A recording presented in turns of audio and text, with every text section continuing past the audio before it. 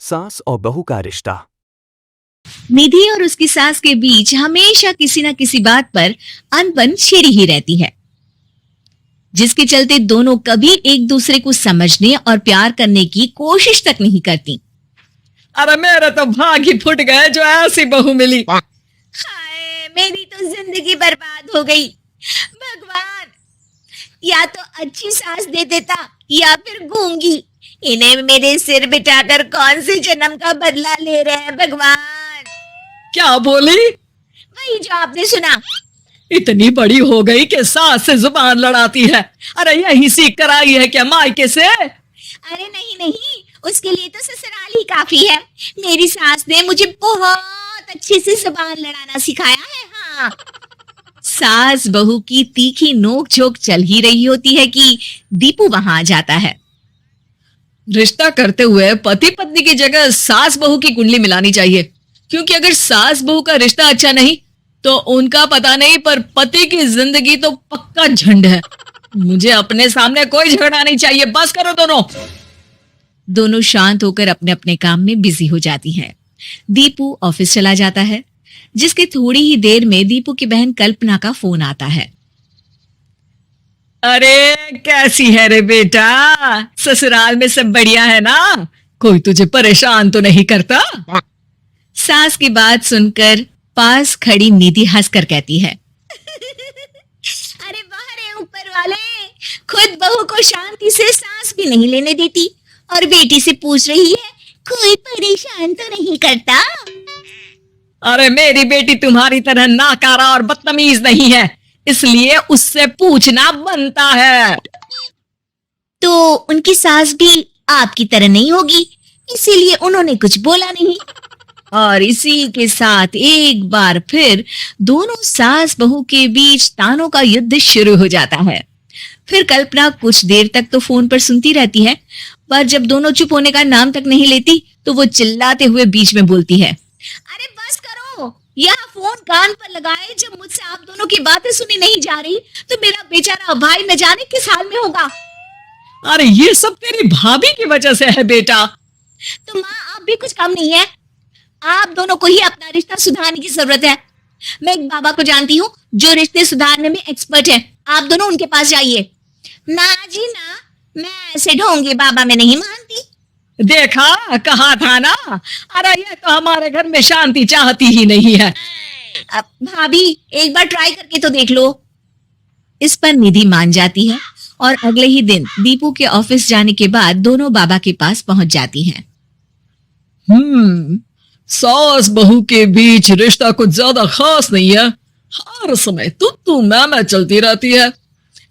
हाँ जी हाँ, बिल्कुल सही। आप तो बहुत ज्ञानी है बाबा जी। तो पाई सुनो, बहू को साफ और सच्चे मन के साथ सास को 12 लाल और 12 हरी चूड़ियां भेंट करनी है।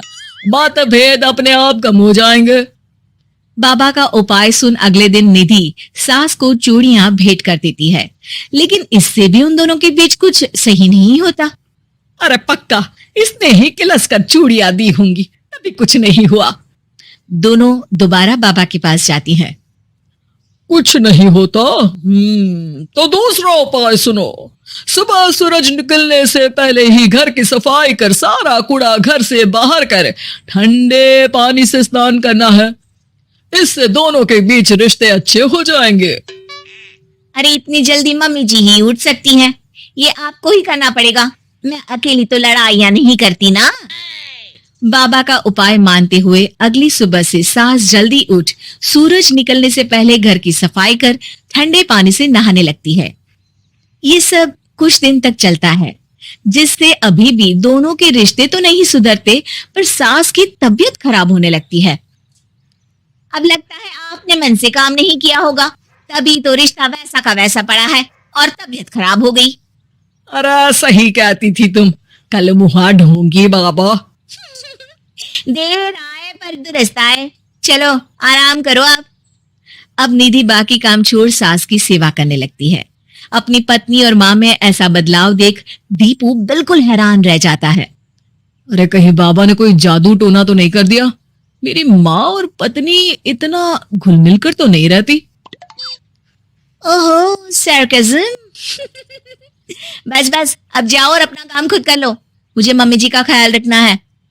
निधि की बात सुन हैरान दीपू बस उन्हें देखता रह जाता है और निधि सास का ध्यान रखने में लगी रहती है। इसी तरह दिन बीतते हैं और निधि आधे से ज्यादा समय सास के साथ बिताने लगती है, जिस वजह से उन दोनों का रिश्ता पहले से अच्छा होने लगता है और वो एक दूसरे को समझने लगती है। बहू, मैं सोचती हूँ एक बार उसे ढोंगी बाबा के पास जाना चाहिए, उसे सबक सिखाने के लिए। अरे पर मम्मी जी, उसकी क्या जरूरत है, हमारे घर में सब ठीक है, फिर वो कुछ भी करे, हमें उससे क्या। दोनों के बीच ये बात हो ही रही होती है कि तभी बाबा कल्पना के साथ उनके घर आ जाते हैं। माँ, बाबा आप दोनों से मिलना चाहते थे, इसलिए मैं उन्हें यहाँ ले आई। अरे पर हमें इस ढोंगी बाबा से नहीं मिलना। हाँ, मेरी बहू बिल्कुल सही कह रही है। जो कुछ समय पहले एक दूसरे को मारने को चलती थी, आज एक ही लय में बात कर रही है। आपको अपने रिश्ते के लिए किसी बाबा के नहीं, अपने आप की जरूरत होती है।